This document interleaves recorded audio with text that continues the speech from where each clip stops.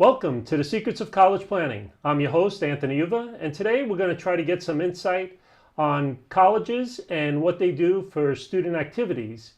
So my guest today is Kevin George, and he's the Assistant Director of Student Recreation Center for Rowan University, and welcome to the show. Great, thank you. Yeah, no problem. So Kevin, I usually start my guests where they went to college. So where'd you go to school? I went to college at Robert Morris College back in the day. It's now Robert Morris University in Pittsburgh, Pennsylvania. Okay. It was a great fit for me, about an hour and a half away from my hometown. But they had the program that I was looking for, and also was seeking to play collegiate athletics. Oh, really? So what was the process? What did you take to go to that school? Well, I was first researching in high school that I love playing sports. I played 5 high school sports. I was in a rural town where there was many opportunities to make the team and not really a lot of cutting. I knew I wanted to stay involved in sports if athletics didn't work out for me. So I was seeking sport management majors, and I sought some colleges: University of Dayton, Robert Morris University, Slippery Rock.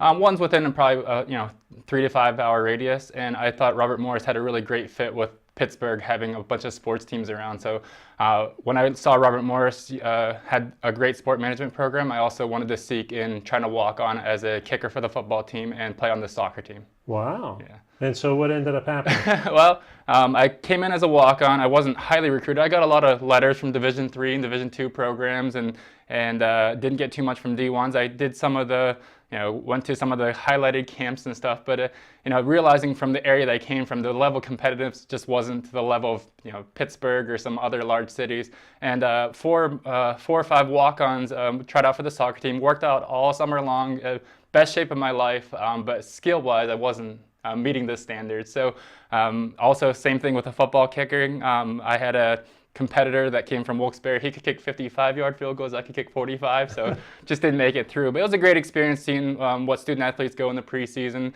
And then I continued to seek that there was other opportunities for involvement on campus. So my friends that actually did not make the soccer team, we actually joined the fraternity on campus. That kind of got us involved in campus activities and a brotherhood and joining with a group, another group affiliation, as well as getting right entrenched into the sport management major. Oh, wow. So now you graduated from college. Did you go directly into becoming an assistant director at Rowan, or did you go to different places first? Well, when I was at Robert Morris, I first kind of wanted to seek the highlighted sports teams with NFL, NBA, and wanted to look at the limelight. And I actually did an internship with the Pittsburgh Steelers with the marketing department. Wow. So it was a great opportunity for me to see the back end of the marketing for the Pittsburgh Steelers. Awesome opportunity, got to meet Bill Cowher and some celebrities. But I also got some other opportunities to intern for Parks and Recreation and working with community youth and sports, and I kind of fell in love with that a little bit more. And so my junior year I had a class on campus recreation programming, and I found out about there's opportunities to work in sports outside of athletics and professional sports. So my junior year and going into my senior year, I sought going to a conference called NERSA. It's the NERSA is Leaders of Collegiate Recreation. It's an association that helps oversee kind of best practices for collegiate recreation, and they had a conference where they had a job fair. And so my senior year, I had opportunities. I had 3 graduate assistantship opportunities, paid for my grad school and paid me a stipend to help supplement the campus recreation programs. And I went to University of Florida for 2 years where they paid for my graduate degree. I also chose Florida because my parents said it was a little easier to access. My grandmother had a winter home there, so they knew that they could come visit. But University of Florida was a great experience. Robert Morris only had about 3,000 students on campus, and University of Florida has about 50,000. So getting that big-time college environment was great. Yeah, that's fantastic. So tell me a little bit more about the convention. Is it something that a lot of kids out there can go and see? Yeah, I think what I realized in my senior year is instead of going on spring break and spending $800 or $1,000 hanging out with my fraternity brothers or some other people, I invested about $800 or $900 going to a conference in San Antonio, Texas. And it was kind of scary for me. At Robert Morris University, we were a NERSA institution member, but we weren't real active utilizing the resources that are going to conferences. So I found out about the association and the conference through my academic class. I pursued it. I actually asked for some funding from the university, and it wasn't really made available, but I also realized, you know what, sometimes you just got to go and try things out and invest money. It was very scary. There were about 2,000 attendees at the conference, professionals and students, and I actually found out through the association how I could room with some people and supplement the cost for the 3 or 4 days staying in a hotel. Flew down. Really challenged in networking and you don't know anybody, but it was a great opportunity for me to kind of see the world of collegiate recreation and how it impacts students in college outside of the classroom, and how it can really impact them positively with creating memories and really think about what college is. Yeah. So now, you talk about a lot of ways of calling up the places and finding out what they could do for you and what kind of money you can get from them. Did you do that also for Robert Morris? Did you find any kind of scholarships or stuff? Yeah, I actually I was fortunate that you know, as Robert Morris is a private institution, there's definitely opportunities for scholarships to supplement, and so I did seek some of those, as well as through my hometown we had some scholarships you could apply for. So that was great. That I was fortunate my parents paid for my undergraduate degree, as well as my 3 siblings, and you know, I was very blessed to not have to come out of college with debt. I married into debt, but I realized that sometimes dual debt when you're a married couple can be a very big financial challenge. So I was very fortunate. I realize now too is that I didn't take it for granted. I know some college students at Rowan and other institutions that their parents pay for school and the students don't realize that that's an investment in them, and they just kind of, you know, maybe not in taking classes, their GPA is not that great, and then they realize maybe after the fact, or their parents let them know that, you know, we're investing in your future. But I got very good grades at Robert Morris, and I did very well, and then getting my graduate assistantship in grad school paid for, I was kind of ready to go to get a job. So now it's a long process to get to Rowan. So tell me a little bit about when you went down to Florida. What is it, a big culture change that you went through? Absolutely. We were fortunate that we had a community of graduate assistants that work for the rec sports department at the University of Florida. I believe we had probably about 20 to 25 graduate assistants, all working in different areas of campus recreation. My specialty was in intramural sports programming, but we had others in fitness and wellness, facilities operations, outdoor experiences. And so we had a group of, and I would say about 70% of them came from different institutions. So we all came to a new place and transitions, and we also formed friendships, worked together in classes because a lot of us had the same classes. And it was a great experience for me to kind of be independent. As much as you should learn to be independent in college, this was 18 hours away from my parents' hometown, and I couldn't just drive an hour and a half to be back and get my laundry done or eat some good food. So it was a great experience for me to challenge myself again personally and professionally, and those are my lifelong friends. We go to weddings and we do reunions, and we'll go down to the University of Florida and watch a football game. So it was a great experience for me to really just see what you can do personally and professionally. Wow. So is this something that a lot of kids out there can get into, being part of like the student rec program? Actually, a lot of students find out through accidents. So they'll apply for maybe an on-campus job and realize that campus recreation is sometimes one of the largest employers on campus. Just Florida alone, I think we might have had 400 or 500 students that refereed our sports. And all those students may realize, wow, this is pretty neat. And they realize that there are professionals in the position. And trying to explain to my parents and my relatives of what I do, they said, are you an athletic trainer? I said, no. Are you an athletic director? I said, kind of, but in a recreational setting. And it's kind of neat for some of our student employees that start working as an undergraduate, change their viewpoint on applying for professional positions, whether it's YMCA route, whether it's Parks and Recreation or collegiate recreation, that they realize that, you know what, this is something I'm good at, this is something that I'd be motivated to continue working, and they seek a full-time opportunity. Wow, so do you do a lot in scheduling and absolutely. Games and different types of games? Absolutely, and I think, trying to even talk to parents about what the difference is between collegiate athletics, club sports, and intramural sports, and trying to educate them that, if your student is interested in collegiate athletics, but they either don't make the team or they just don't, the time commitment's just not for them, club sports is a great option. The club sports programs are student run. Some of them choose to use their budget allocated to pay for a coach. A lot of them maybe just the club president schedules practices and coordinates schedules with other schools. A lot of them are part of a league. So the league would actually schedule them from local schools within probably 6 to 8 hour radius. But they buy uniforms, they practice, they're part of a league, so they have standings and playoffs and national championships.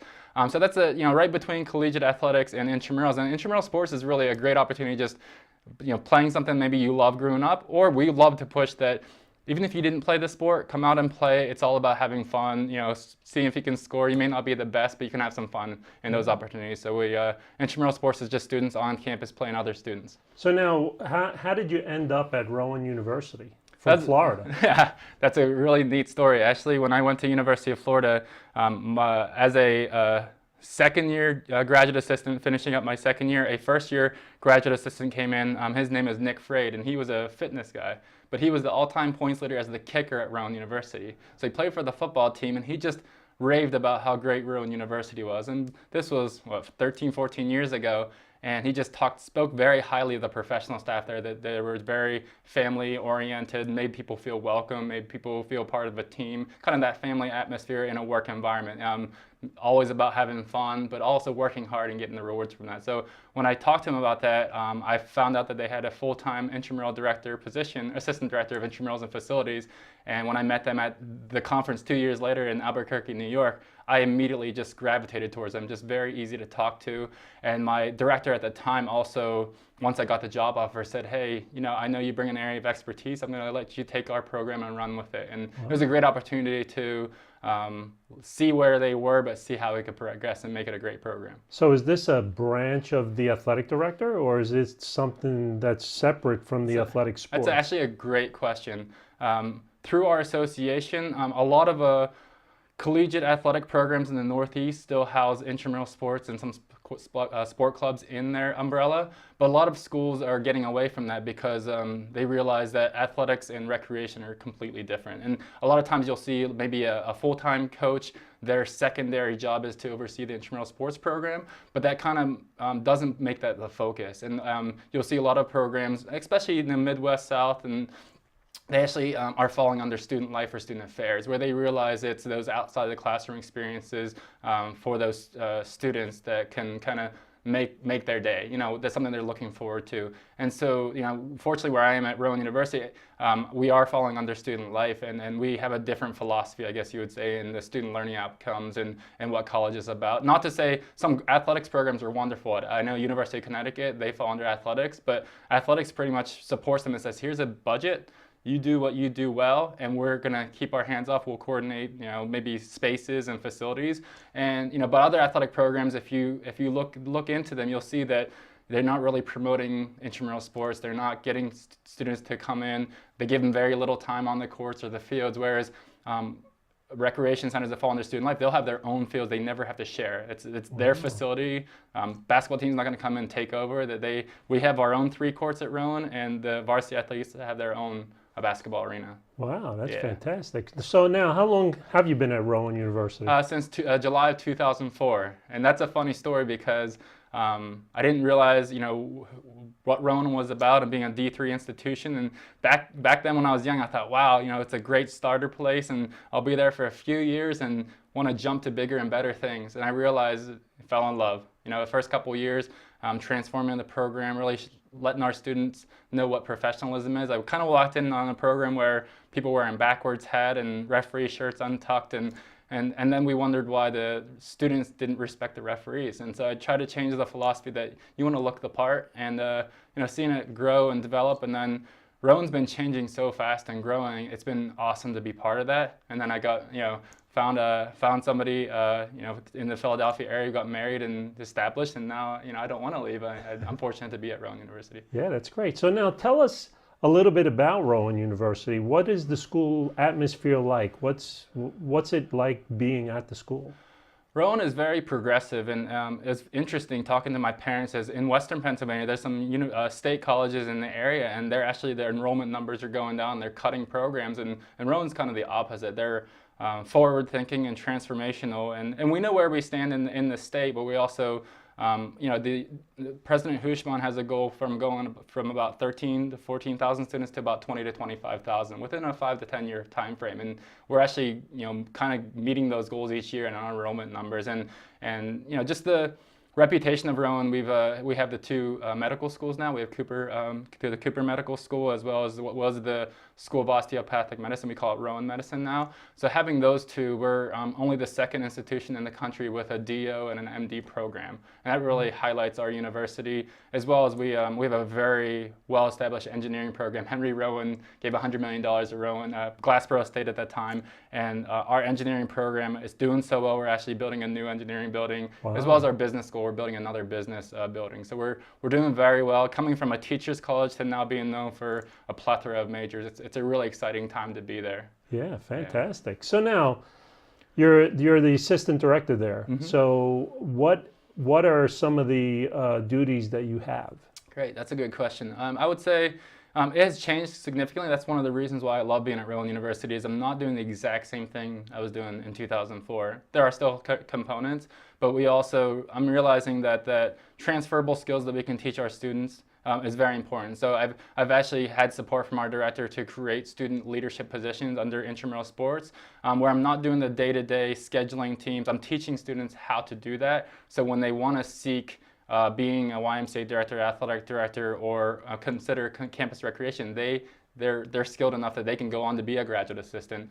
Secondly, probably the last 5 or 6 years, my involvement in facilities has increased significantly. Our director had left, and our previous director was in a vice president role. She came back, but she didn't come back as a full-time director for campus rec. She oversaw the student center, student activities, and recreation. So she had a lot on her plate, which empowered our assistant directors to say, you know what, we need to step up and oversee our areas very well, but keeping her in tune.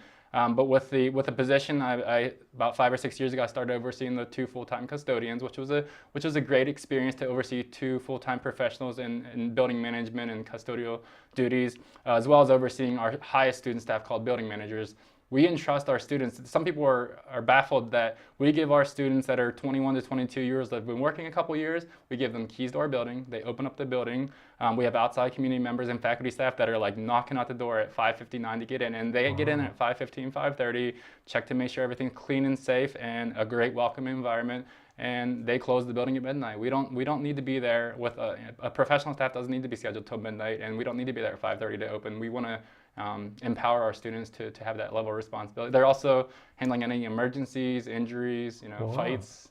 Fights don't happen, but every once in a while something would happen that they're empowered to know what to do. So now you were talking before about the different varieties that are part of the rec program. Yeah. You got the rec program, the clubs. Give us a little bit of what each one is entailed. Well, the most important thing I think for our mission and vision of what campus recreation is we want people to know that we're not a place where the door says only for the fit and athletic. And some people get the perception we're called the gym, but we also want people to think that sometimes gym and gym class has a negative association, like the last kid picked in dodgeball and PE. And we want that perception to be nothing part of who we are. Now, we do want to cater to the athletic and people that play sports. A bunch of athletes still like to use our facilities. The coaches like to bring them over because ours is a nice newer facility. But our philosophy is we just want people to come in and find something in the facility. So it could be coming in and just playing ping pong, shooting some hoops on their own, going for a swim or getting a workout, or if they can be part of the programs. We have great group fitness classes, yoga, Pilates, Zumba, strength and endurance classes, and then we obviously have the sports side. We have the club sports and intramural sports. And for intramural sports, we always try to be forward thinking. Any new sport we can try to incorporate. We have a game called spike ball. It's a little trampoline that you play 2 versus 2, and it's kind of like playing volleyball hybrid. We introduced Battleship, where you put canoes into our pool and you throw buckets of water into each other and see if you can survive. And so that's been very popular. We started with 16 teams, I think 3 or 4 homecomings ago. We're up to 30 teams we accommodate, and just a lot of Greek organizations, a lot of just random groups, athletes, and it's a great way to just kind of celebrate homecoming week. So is it a spot where a lot of the students from the school, they come up with ideas for different types of clubs and say, hey Kevin, is this something that we can do? Does someone just come up with something like skydiving? Absolutely. Hey, I want to do a skydiving club. Absolutely. How does one start something like that? We have kind of 2 different opportunities. With intramural sports, we usually do a survey to our participants to see how everything went with the sport that they were part of. We also, explore outside opportunities. So, we've had in the past arm wrestling to field goal contest to, the NFL Combine. But with our club sports has grown significantly. I think when I first got there, we had about 4 or 5 club sports. We are up to close to 40 now. Wow. And a new one I think that came on is bass fishing. MMA is a recent one. Parkour, where they climb and jump over things. And the thing we like to tell our students is that as long as you have a group of students interested and you can sustain maybe a year as a provisional club where you can operate without any funding, and then you continue that interest each year with your executive board and getting people in every year, that's something. We're student fee driven, and as a public institution, we have all of our probably about 80 to 90% of our revenue operating budget is through student fees. So while we would not listen to students, that every student that comes should feel like they have an experience that would be positive. And if it's a group of students that say, hey, well, how come we don't have a racquetball club, or why don't we have, some schools play Quidditch from Harry Potter. Sure. We don't have a Quidditch club, but if there's an interest there and there's a league and teams from Maryland or Delaware have Quidditch clubs, we can look at those opportunities. Really? Yeah. So it's wide open to anything. Open. Yeah, whatever's considered recreation, because there's so many different definitions of what is a sport and what isn't. And but we actually house the cheer and dance teams that go to all the athletic events. They're not housed under athletics; they're housed under sport clubs. Wow. But they're the ones that you see at the games, performing at halftime and cheering the athletes on. So now Rowan University is close to the shoreline of New Jersey, isn't it? It's about 40 minutes. Richard Stockton University is closer to the shore, down by like at Atlantic City. I think it's in Pomona. And then we are probably closer to like Cherry Hill and like the Camden. Like we're about 20 minutes away, southeast from Philadelphia. Okay. Yeah. So we know Richard Stockton is also growing. They just became a university. TCNJ is about an hour north of us. So we do have some competition, but we also it's important for students to pick a college that's good for them. We know that sometimes students realize that the place isn't for them. Maybe they look to transfer, and we'll sell ourselves. But as long as they find like I said, a great experience wherever they go. And to get into the rec program, do a lot of kids go to school for sports management there, or is it anything that they can study? There actually isn't a sport management program at Rowan University. They have a strong health and exercise science program. So some students want to do health promotion and fitness management, and some of them want to be phys ed teachers. But we actually don't have a sport management program, which people ask about. But we don't have that program.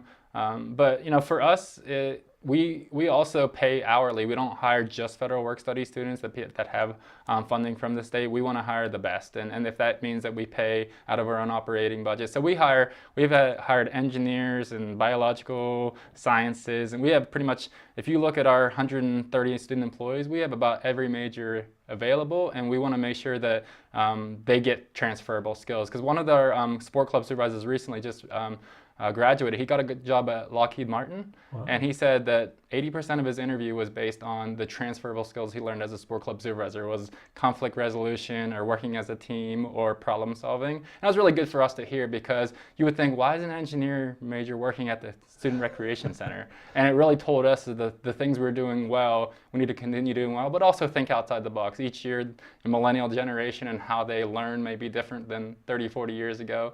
So we always want to think outside the box and make it a good experience for them that supplements their education and their degree. So how do you find the students to come there and work at the rec center? Is it just walking around campus and just asking kids? We actually don't have to advertise too much. We do have some challenges in certain positions, such as intramural sports officials. Like, why would you want to sign up for a position where you might get yelled at and have to make tough decisions? But a lot of our positions, we have a ton of people from freshman orientation through just the year they walk in and say, I'm looking for a job. And we have the applications forms available at our front desk or online. So we usually don't have a lot of trouble recruiting except for certain positions. Lifeguards can be challenged because they have to come with a certification, and sports officiant just can be a challenge. I'm actually doing a prof talk tonight at Rowan University, which is kind of like the TED Talks, and tonight's topic sports leadership. I'm going to talk about sports officiating and the challenges that come with the violence and the vulgarities that people just scream and yell at. Like I wouldn't come to your work and just start screaming and yelling and criticizing your work, but people see innately with the culture of just competitiveness and sports and yelling at officials is kind of an accepted culture. And I'm excited tonight that we're going to do a prof talk where students may attend and talk to them about sports officiating. Yeah, great. Yeah. Well, we're coming to the end of our show.